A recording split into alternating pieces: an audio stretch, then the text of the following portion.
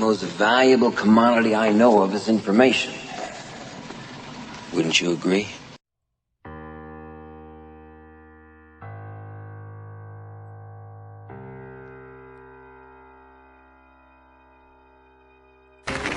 What we're going to talk about now is simply some keys to self-motivation. And all of us have motivation of some sort.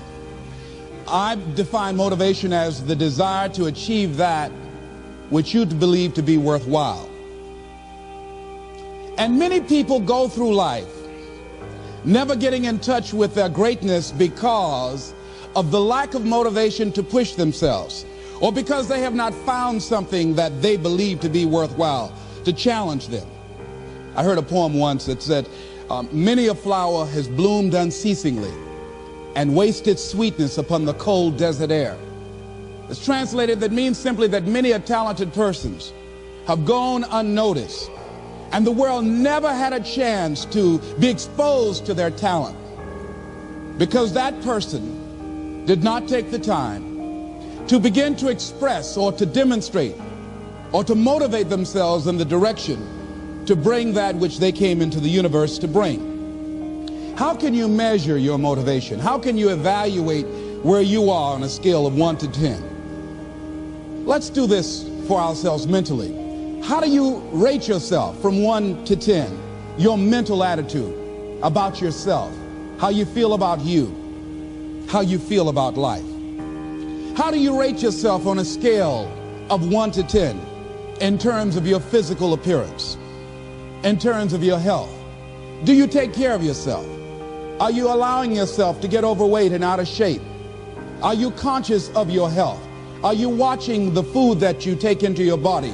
Do you make a deliberate effort to exercise? You know, it was George Burns, he said, we cannot help getting older, but we don't have to get old.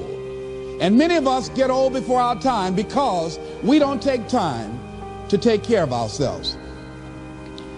Your environment is a very good indicator. On a scale of 1 to 10, is it what you want it to be? Do you find it desirable? Are you satisfied? The job or career that you're involved in. Someone said that 85% of the American public are unhappy with their jobs. Are you spending 8 hours a day just doing time? Doing something that you don't find challenging, that does not make you stretch mentally, that does not stimulate you, that does not inspire you. Something that you don't find a sense of fulfillment in it. If you're doing that day in and day out, it has to affect how you feel about yourself, your level of motivation. Your relationships. What kind of impact is it having on your life? Is it nourishing or is it a toxic relationship? Does it drain you or does it build you up? Ask yourself that. How motivated are you to do something about it? Your contribution, your actions. What are you giving? Many people will leave the universe without a trace. No one will know they were here. And in fact, under their name, we could put under there, not used up. Will anybody know that you came this way? What contribution are you giving? What will you leave? What will be different because you came this way? Someone once said that life is our gift to us that God has given us, and how we live our lives is our gift to God. What kind of gift are you formulating? Is this a gift that you like to take back and do something else before you turn it in? Think about that. What can we do? What are some of the keys that we can begin to use to motivate ourselves when our batteries run low? Because I don't care who you are, I don't care what you do, at some time you are going to get tired. At some time you're going to get in a rut. Seem like nothing you do works out right. And sometimes it just seems like you just don't have the wherewithal or the will to do anything. That sometimes you act like you're punch drunk. You're just wading through life, just doing time day in and day out, looking at non-discriminatory television, anything that's on, just looking. And depressed, feeling powerless, feeling useless, and bored. What do you do? How do you get yourself out of a rut? How do you, when you know you can do more than what you've been doing and you're not doing it and you're discontent with where you are, you get angry at yourself. How do you get out of that rut? How do you motivate yourself? One of the things that we must do is that we must be involved in working on achieving self-mastery. You must work on yourself continuously. Never be satisfied with yourself. Always know that as you invest the effort and time on you, that's the greatest ability that human beings have above animals. See, a dog can't be anything but a dog. Tree can't be anything but a tree. Human being, you've got unlimited potential. You can put effort on you, and by concentrating on you and developing you, you can transform your life wherever you are right now. So you want to work on yourself. You want to read books that inspire you and motivate you. You want to listen to tapes over and over and over again. And I suggest that you listen to tapes when you first get up in the morning. You want to control the spirit of your day. When you first wake up in the morning, your mind is operating at 10.5 wave cycles per second. That's when the subconscious mind is most impressionable. Whatever you hear in the first 20 minutes when you wake up, that will affect the spirit of your day. When you listen to tapes, listen with relaxed belief, believing that this can happen for you. And by listening to them, listen to them over and over and over again, and you will get a breakthrough. You can listen to the same tape for months, and all of a sudden you hear something you never heard before. It have a special meaning for you. Or read the same book over again, and you find some special insight. You said, I can't believe I didn't see that the first time. So you want to be involved in developing yourself. Most people won't do that. Most people won't take that kind of effort and invest that kind of energy in themselves, because they will fall prey to that conversation within. Oh, don't do that. You don't have time. You're too busy. You're too caught up in the rat race. Most people won't do that. Well, they won't take time to go to lectures. They won't take time to go to seminars. They won't take time to go to classes to improve themselves. And as you continue to work on yourself, you will begin to expand your vision of yourself. You'll begin to work towards self-mastery. And you will begin to see it reflect itself in all the dimensions of your life, your mental life, your physical life, your social life, in your relationships, your monetary life. So concentrate on developing yourself. Because if you don't, I guarantee you that you will make a settlement. And most people have. And most of us already have. What kind of settlement have you made with your life? You know, when we make settlements, out of court settlements, you've heard them? That means that you decided to take something less than what you originally wanted to get had you gone into court. And the reason that you settled outside of court is because you didn't believe that you can get it. So you made an out-of-court settlement. Many of us are making in-life settlement. We're settling for less than what we actually deserve. We don't feel good about it, but we make it work in our minds. We'll come up with some kind of excuse to make it all right. What kind of settlement have you made with your life? Many of us settle for less than what we want out of relationships because we don't have the courage to change them. I had a seminar I used to do called, Are You Living Together or Dying Together? Many people are just dying together. Gladys Knight used to have a song that says, neither one of us want to be the first to say goodbye.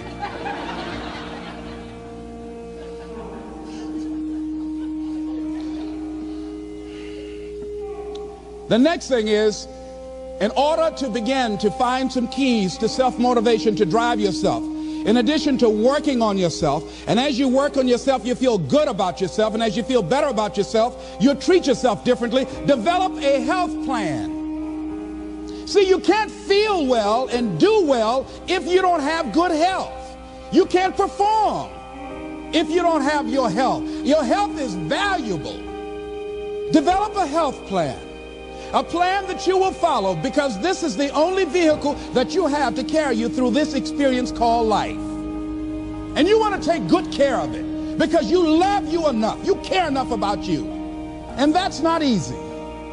It is not easy having a health plan and sticking to it. But you're worth it doing it again and again and again. I have lost 22 pounds several times. I always do it. I love potato chips. People who know me know I love M&M peanuts. I love peanut butter and jelly sandwiches. I love my mother's sweet potato pie. I love this. It's not always on my health plan, but I put it on there sometimes.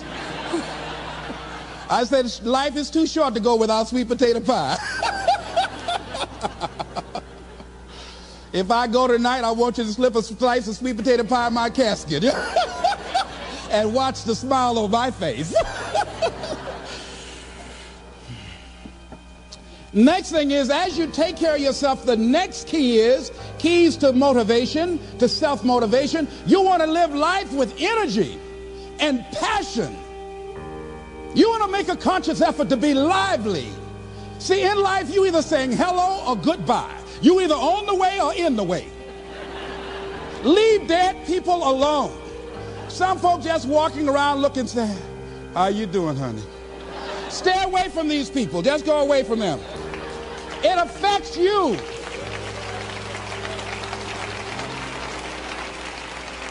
You want to smile. You want to be happy. You got a lot to be thankful for. But you watch some of the faces around you every day. And I tell you, some of these faces, they will put you in a depressed state of mind. So you want to avoid these kind of faces. When you see them coming, turn your head. Next thing is that you want to monitor your inner conversations. The things that you say to yourself. You want to watch them, and in watching them, you want to take charge. A friend of mine told me this evening, and she did it excellently. She said, I didn't want to come tonight. I was feeling so depressed. And I said, I'm going anyhow. See, that was the conversation. Oh, you really don't feel like it. You really don't need to do it. You don't really need to read anything. Forget all that. That's that inner conversation. Oh, you don't need to worry about trying to go into your own business. Forget that. You can't do that. What if you lose everything you've got? That inner conversation that stops you from doing the things you want to do less, don't do that. How can you possibly think about being a motivational speaker? You don't have the contacts, you don't have the money, you don't know the right people. You're going to get up there and your mind's going to go blank. Forget all that. You remember that time you got up before some people and you panicked? You stood up and your mind sat down? Don't you remember? And I said, yes. And then I said, shut up. So you've got to learn to stand up to yourself inside yourself and short circuit, override that conversation that's always going on. 85% of what that conversation will tell you is negative. It's negative. It will tell you you're tired when you really are not tired. It will tell you you can't do it. It will fill you with fear. So you've got to watch that conversation. And when you find it going on, you've got to stand up to it and say, I'm going to do this anyhow. I'm afraid, but I'm afraid not to do it. And I'm not going to let you stop me. The biggest challenge that you will have in life is you. There's an old African proverb that says, if there's no enemy within, the enemy outside can do us no harm. The next thing that is a key to self-motivation is that you've got to ask yourself, what do I want out of life? What do you want out of life? What do you want out of a job? What do you want out of a career? What do you want out of a relationship? What do you want? What gives you your life? How will you know when you got it? What will make you happy?